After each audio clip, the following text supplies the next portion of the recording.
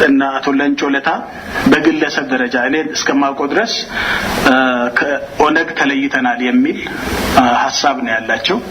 ስለዚህ ከኦነግ እንዴት እንደተለዩ ምን ይዘው እንደሚመጡ ሲያቀርቡ በዚህ ደረጃ ላይ ተመስርቶ ለመደራደር ዝግጁ ነን። እኛም በወሬ ደረጃ ሰምተናል።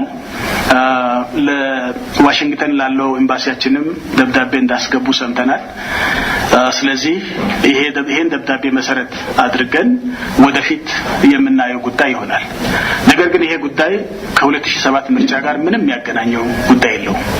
ከምርጫ ጋር አገናኝተው ከሆነ ይሄን የሚያደርጉት የተሳሳተ ነው።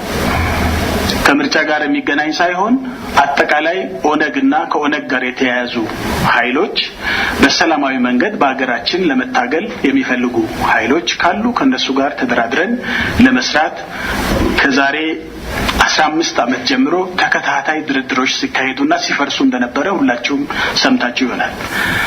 ስለዚህ ይሄ ጉዳይ ቋሚ መርሃችን እንደመሆኑ መጠን በሰላማዊ መንገድ በአገራችን ለመንቀሳቀስ የሚፈልግ በሰለጠነ መንገድ ለመንቀሳቀስ ከሚፈልግ ከማናቸውም ኃይል ጋር ለመስራት ዝግጁ እንደሆንን በተደጋግሞ የተገለጸ ጉዳይ ከመሆኑ ጋር ተያይዞ አዲስ ነገር ሊሆንም አይገባም።